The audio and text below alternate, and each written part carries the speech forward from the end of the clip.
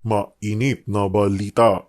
If Colonel Grijaldo is making a mockery of this hearing and some police officers in collusion of Colonel Grijaldo, I will not hesitate to cite him in contempt in this committee and all those PNP officials involved. Kasi po, supposedly kayo po 1 month, hinayaan yung ganito. Pero dapat naman po, you help us. You help this committee. 3 hearing wala siya. Thank you. I hope you will submit those documents today. General. If I may, sir. Yes. We are helping. Sandali sir. po.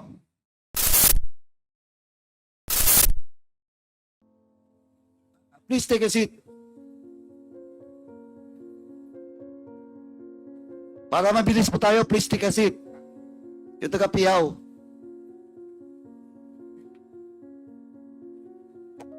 Ang PHOW po for the information of the body, sila po yung general, ako, itong custody ng mga under preventive suspension ba ang PHOW? Mr. Chair, I think the representative of PHOW is present and he will be able to answer those questions. So ano Kindly identify yourself. Good morning, sirs. Police Brigadier General Constancio CHINAYOG Jr., the acting director of the Directorate for Personnel and Records Management. And under me is the PHOW, or Personnel Holding Chair, Administrative Unit, sir. I'd like to ask if he has taken his oath.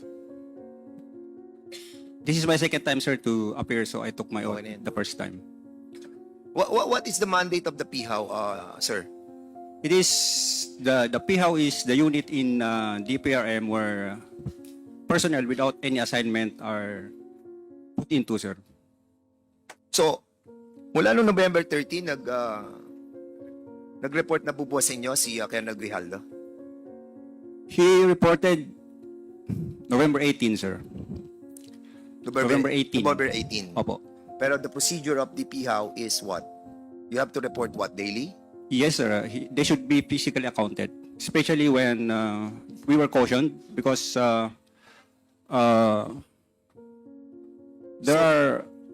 were allowed then because of our policy that we can account personnel online. But since the last meeting that Honorable Akop cautioned us, we required them, sir, to really be present during accounting. So, kung hindi sila nagre-report, you consider them what? If he will not report, sir, then he will be subjected to pre-charge investigation. So, hindi siya nag-report sa inyo mula noong November 13. And as a matter of fact, nag-report lang sila sa inyo nung November 18. Prior to November 18, sir, kasi yun yung may excuse siya that he is in hospital.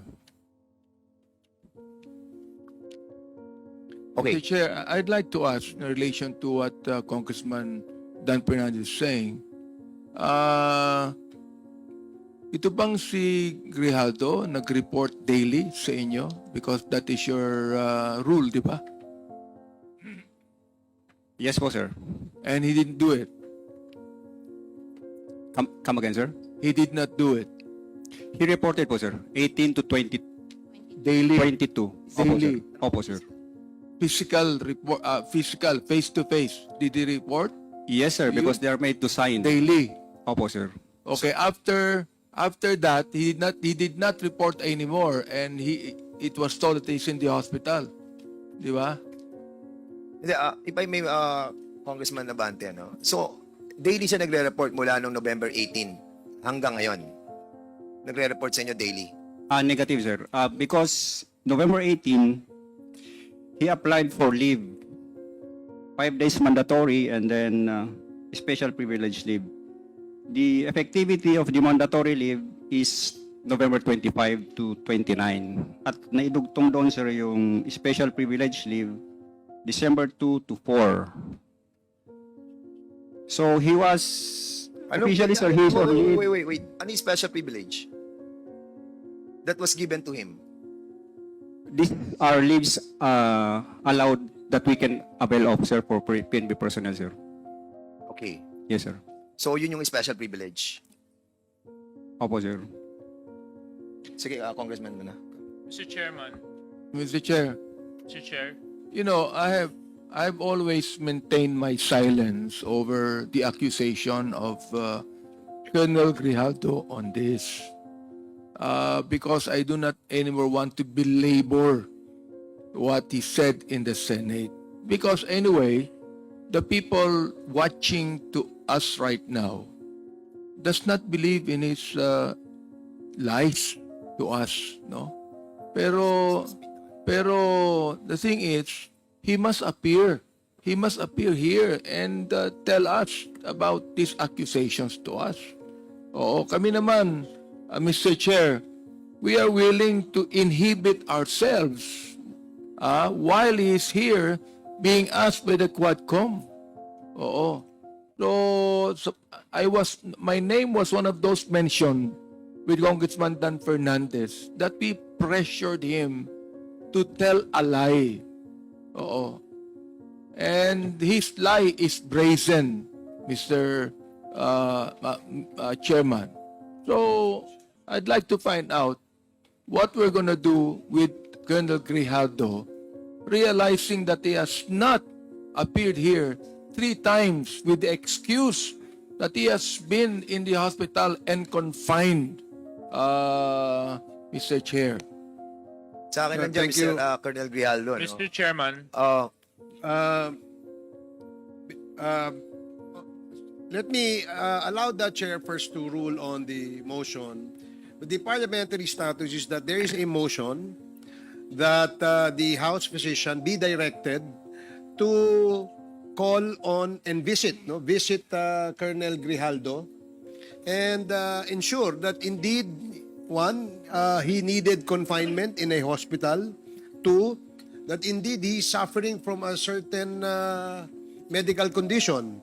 And we will direct the House physician to ascertain this information. Now, before we rule, I allowed Chairman Fernandez to make a manifestation, and Congressman Abante also made this manifestation.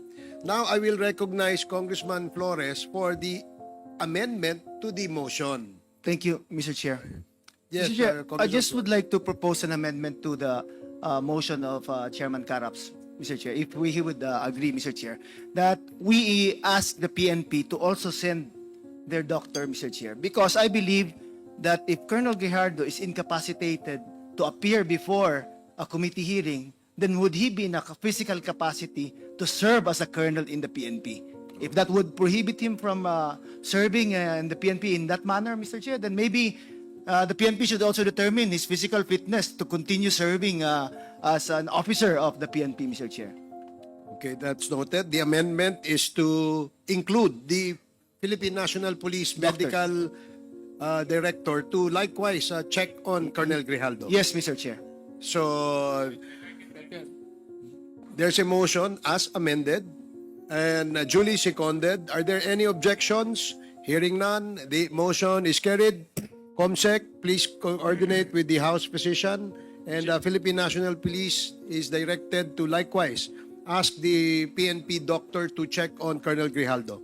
Mr. Chairman, Yes, DS JJ Suarez. yes, can I just ask the good Colonel,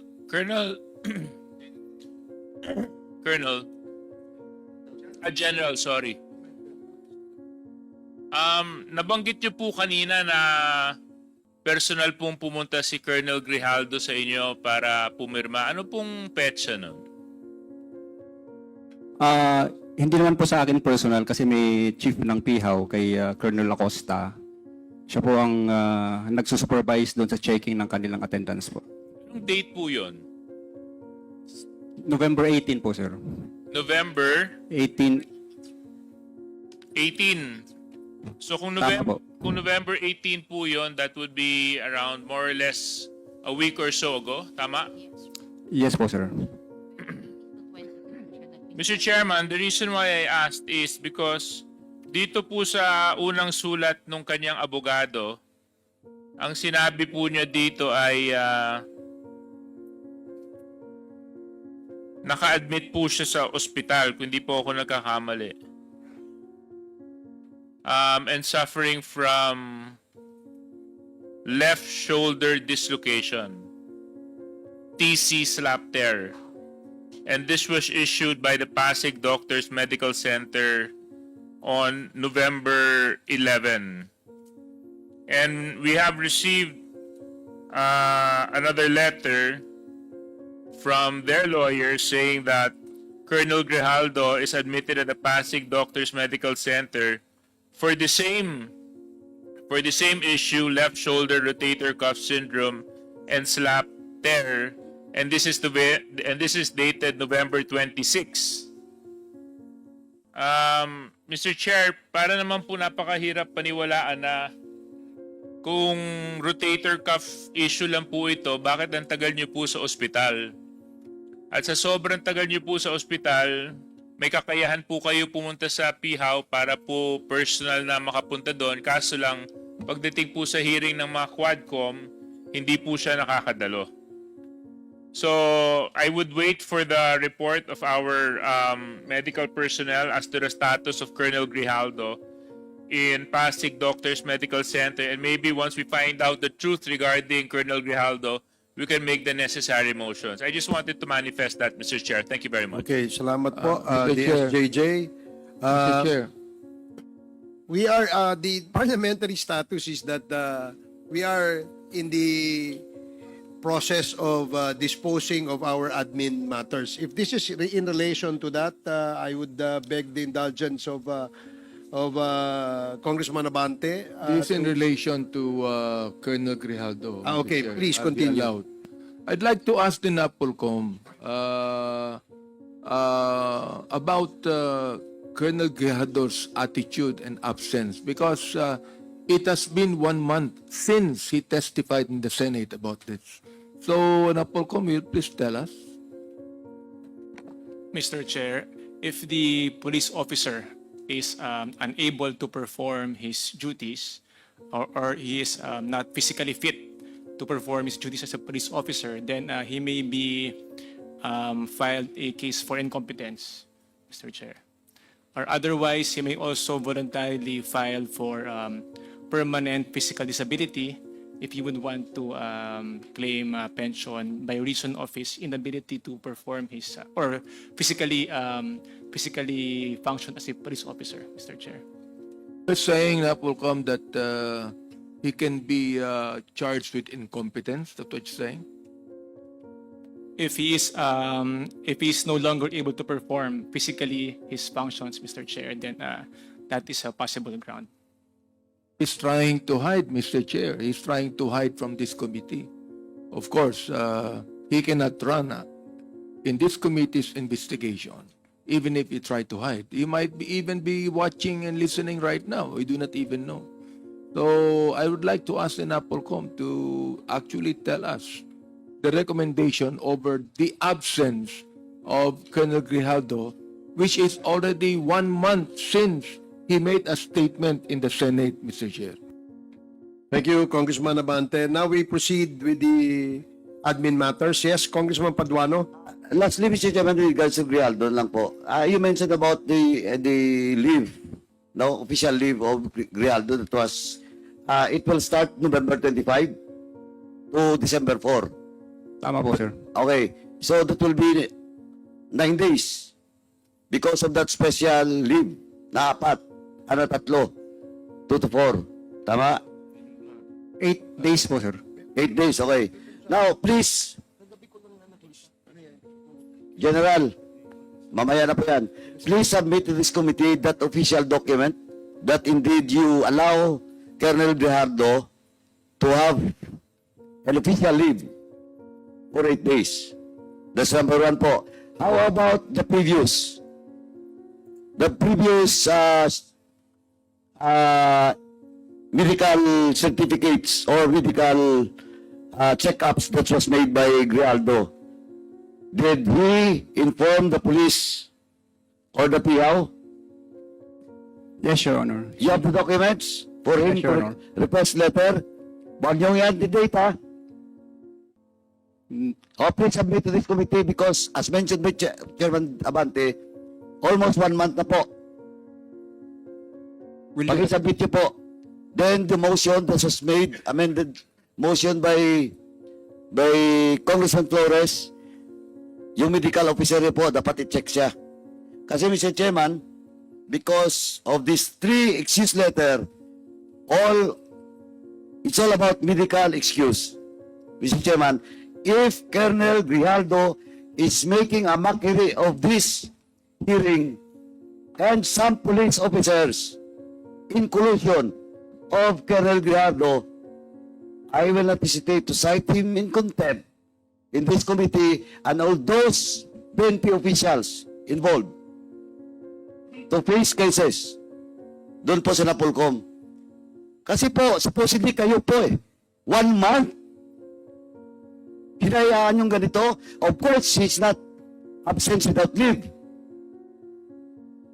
Pero dapat naman po, you help us. You help this committee. 3 hearing wala siya. Under po sa PHOW. Thank you. I hope you'll submit those documents today. General. if I may, sir, Yes. we are helping. Sandali sir. po. Can you submit those documents I mentioned today? Yes, sir, we will submit po. Or submit it today? Yes, sir. Please proceed. We are helping the committee, sir, in this endeavor. Actually, sir, when you receive the notice that there is a Quadcom hearing for today, I canceled the leave for November 27, just for this purpose po, sir. You cancel what? The leave po, sir. Your leave? No, sir, the leave of Colonel Grijaldo. Also, you cancel all the leaves. Only for this November 27 po. So, he's not on leave. He's not, sir, because he... Okay, now, General, you check. Because the latest excuse letter of Colonel Grijaldo is dated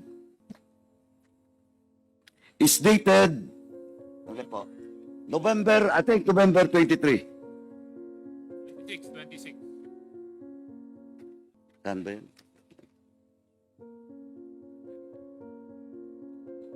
26. Okay, November 26.